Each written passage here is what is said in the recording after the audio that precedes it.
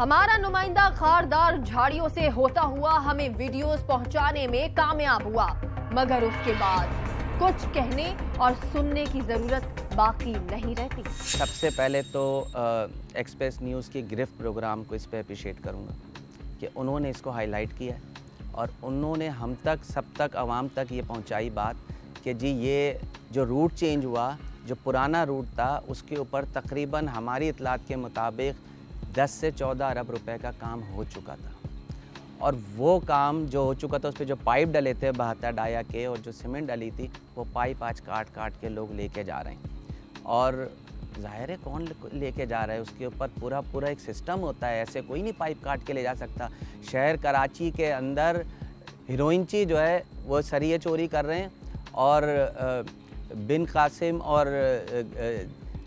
Steel town की तरफ जो है वो मैं समझता हूँ कि सिंध गवर्नमेंट की निगरानी के बगैर ये काम नहीं हो सकता। सारी बात है, ये माफियाई तर्ज अमल है ना कि इतना बड़ा प्रोजेक्ट हो, उस प्रोजेक्ट के अंदर कहीं सिक्योरिटी का कोई इंतजाम है, किस तरह ये बड़ी बड़ी पानी की लाइनें चोरी की जा रही हैं, गैस कटर के ज़रिए लाइनें काटी जा रही हैं, इनको सेल किया जा रहा है। ये मुमकिन नहीं है कि इसके अंदर पुलिस की इन्वॉल्वमेंट ना हो।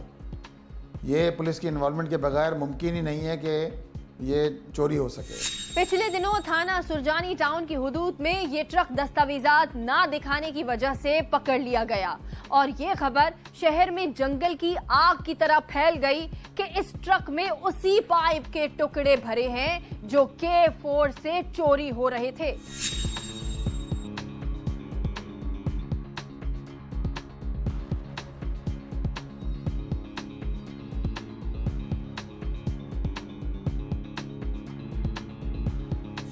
देखिए इसको तो हम सबसे पहले तो मैं आपको कहूँ, मैं अश्योर करता हूँ सबसे पहले तो हम इसकी आवाज़ असम्बली में उठाएंगे, हम इसको हाईलाइट करेंगे, असम्बली में भी हाईलाइट करेंगे, मुख्तलिफ और गवर्नमेंट इदारों में और जगहों पे हाईलाइट करेंगे इसको और इसको ऐसे नहीं छोड़ेंगे क्योंकि ये कराची की, ख़ास कर कराची के आवाम का पैसा है। मैं आपको फिर रिपीट कर रहा हूँ, ये कराची के आवाम का पैसा है। ये सिंध गवर्नमेंट जो पैसा यूज़ कर रही है 95% कराची के टैक्स पेयर हैं जो ये पैसा देते हैं। इस पैसे को ऐसे ज़ाया नहीं होने देंगे, ये किसी की जेबों में करप्शन की नज़र नहीं होने देंगे इसको। एक वीडियो मुलाहिजा कीजिए जिसमें ये बताया गया है कि इस गोदाम में उसी पाइप के टुकड़े जमा किए जाते हैं जो K4 मंसूबे से चोरी हो रहे थे।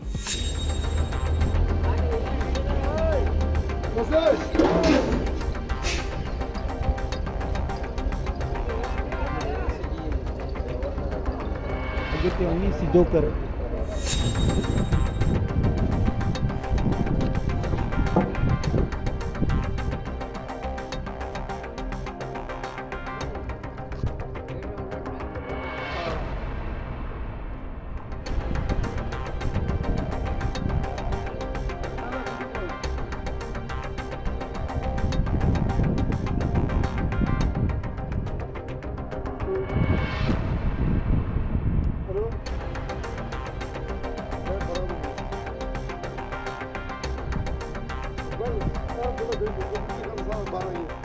चाहे मामला पाइपों की चोरी का हो, चाहे पानी की चोरी का हो, ये तो पाइप चोरी हुए हैं ना।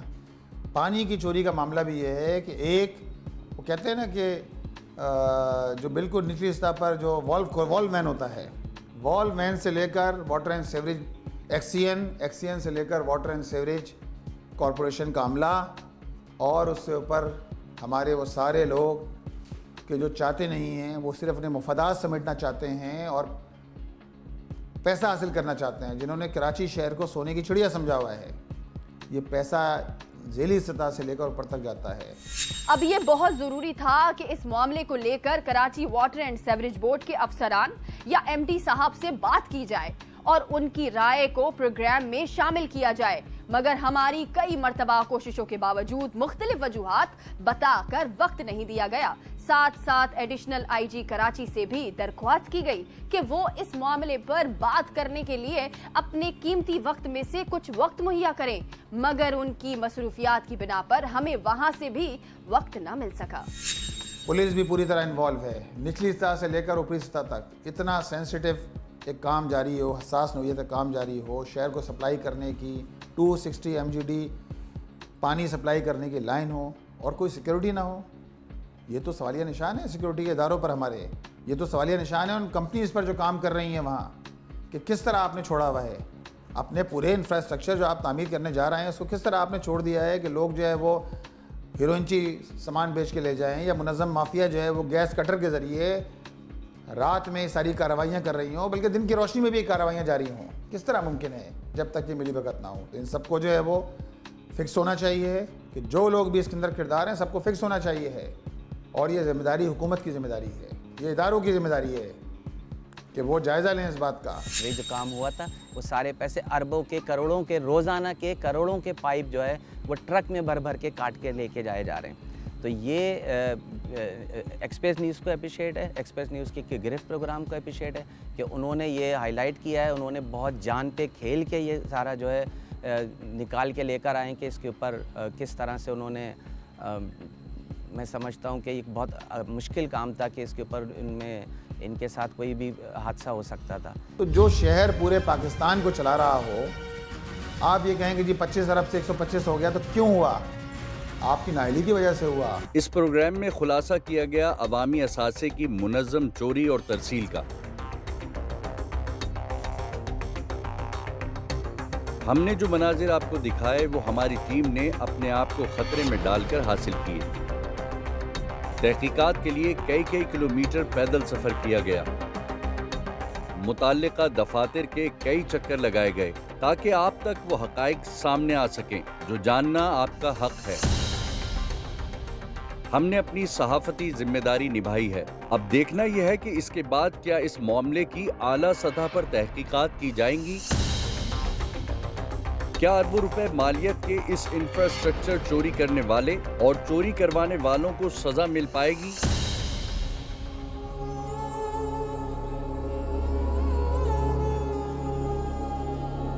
इन सब के बाद कई साल गुजर चुके और न जाने कितने साल मजीद। क्या अहलियाने कराची को टैंकर माफिया और पानी चोरों से छुटकारा मिल पाएगा, या फिर कराची के शहरी आगे भी पानी की बूंद बूंद को तरसते रहेंगे? सितंबर 2024 में वजीर बराए लोकल बॉडीज जनाब सईद गनी का एक बयान सामने आया कि जिसमें उन्होंने कहा कि K4 मंसूबा जिसकी लागत 26 अरब रुपए थी वो अब 126 अरब तक जा पहुंची है, और जो प्रोजेक्ट 2019 तक मुकम्मल हो जाना था वो पिछली विफाकी हुकूमत की वजह से 2027 तक चला गया है। देखिए ये तो है ना कि जब आप प्रोजेक्ट वक्त पे मुकम्मल नहीं होगा, जब आपके जिन लोगों को, जो लोग आते ही इसी दावे पर हैं या इन वादों की बुनियाद पर आते हैं कि हम आवाम की खिदमत करेंगे, आवाम को बुनियादी सहूलतें देंगे, लेकिन जब उनका तर्ज़-ए-अमल ये हो कि वो आवाम के मसाइल हल करना ना चाहते हों। भाई कराची सबसे ज़्यादा टैक्स देने वाला शहर है ना पूरे पाकिस्तान के। अगर 100% टैक्स हो रहा है तो कराची 42% इनकम टैक्स दे रहा है। कराची 57 से लेकर 58% तक रेवेन्यू जनरेट करके दे रहा है।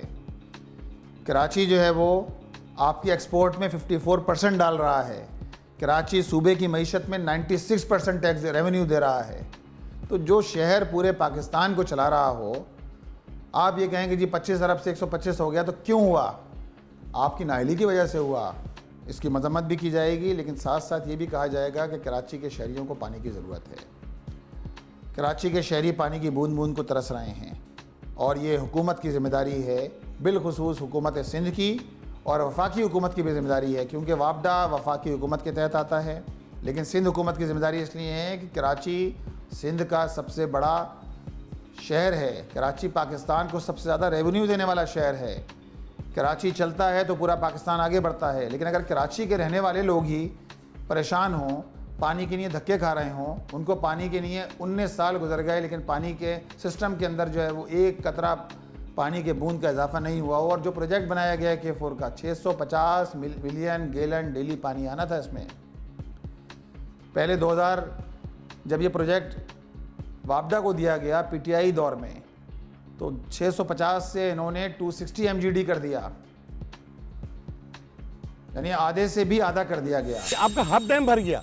मैं नॉर्थ कराची की बात करूं, न्यू कराची की बात करूं, यार हब डैम का पानी भरने के बाद भी नॉर्थ कराची न्यू कराची का पानी 22 दिन के बाद मिल रहा है, और कितने घंटे का मिला? 56 घंटे का दुरानिया है। यार आप बताएं, एक ऊंट भी है ना, वो पानी जो पीता 7 दिन से ज़्यादा का पानी पेट में नहीं रख सकता। तो यार आवाम के घर में जो टैंक है वो इतना है वो मुश्किल से बहुत ज़्यादा खींच तान के भी करेंगे, 5 से 6 दिन से ज़्यादा नहीं चलता, और सबके यहाँ टैंक नहीं है। लेकिन आप कराची जो सिंध का हिस्सा है उसके रहने वालों को आप पानी ना दें और आप कहें कि 25 से 125 हो गया, 125 से 225 भी हो जाएगा। ये अगर यही सूरत हाल रही, और 19 साल तो गुजर चुके हैं, मज़ीद अगर 5-6 साल गुजर जाएंगे तो आप देखें ना डॉलर रेट कहाँ से कहाँ पहुँच गया। अगर 2008 और 9 में डॉलर रेट जो है वो, यानी 2005 में मुझे याद है डॉलर रेट तकरीबन 54 रुपये था, आज डॉलर रेट जो है 275 रुपये पहुँच गया है। कितना टाइम इजाफा हो गया? 5 टाइम इजाफा हो गया ना। तो हर चीज़ बढ़ जाती है फिर डॉलर रेट के हिसाब से जो है वो तो बढ़ेगा, फिर हर चीज़ की कीमत बढ़ गई है। तो बात यह है कि अपने ओवरऑल एटीट्यूड पर गौर करना चाहिए कि आप हुकूमत की नाअहली की वजह सज़ा है जो कराची के लोग भुगत रहे हैं। आज अगर आप आज की बात करें तो आज K4 की नहीं, आज K5 की ज़रूरत है कराची को, और K4 मुकम्मल नहीं है। तो हम समझते हैं कि ये मंसूबा जो है अगले जब ये फाइल दी गई थी तो अगले 5 साल में ये मुकम्मल हो जाना चाहिए था। 2015-2014 तक भी अगर ये मुकम्मल हो जाता तो कराची वालों को आज पानी की ये किल्लत नहीं होती जो आज है। लेकिन अब अगर ये K4 का मंसूबा हो भी जाता है और अगले 4-5 साल में भी हो जाता है तो K5 आपके सामने खड़ा है। इससे कराची वालों को वो फ़ायदा, पानी तो मिलेगा आएगा, लेकिन आबादी के लिहाज से मज़ीद पानी की ज़रूरत रहेगी, शॉर्टेज रहनी है।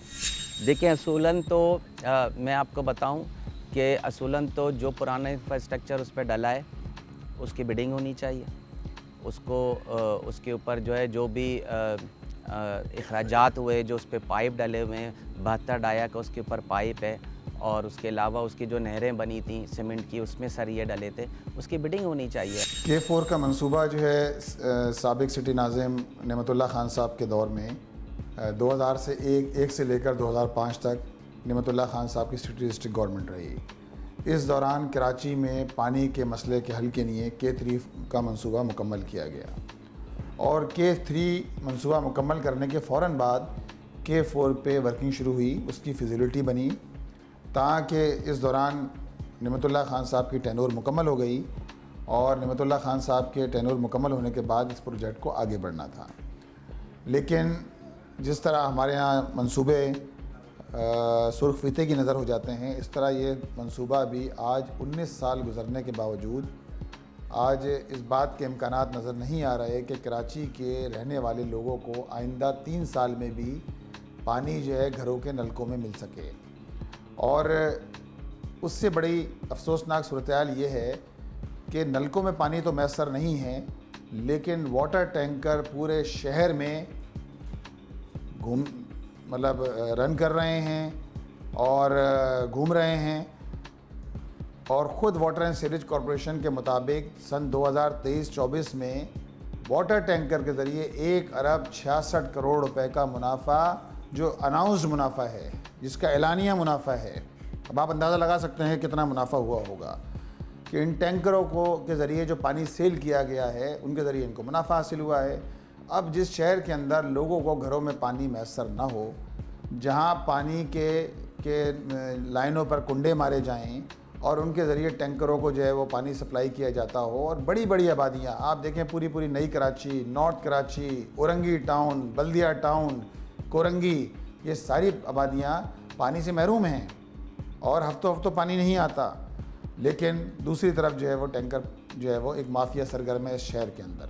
टीम गिरफ्त ने अपना काम जिम्मेदारी से निभाया और जगह पर जाकर अपनी जान का रिस्क उठाकर हमारे नुमाइंदों ने ये वीडियोस हासिल की, ताकि अवाम और इंतजामिया के नोटिस में ये बात लाई जा सके कि पाकिस्तानी अवाम के टैक्स के पैसों को किस बेदर्दी के साथ लूटा जा रहा है। हम अपना काम जारी रखेंगे और इसी तरह पर्दों के पीछे होने वाली सरगर्मियों को बेनकाब करते रहेंगे। अल्लाह हाफिज।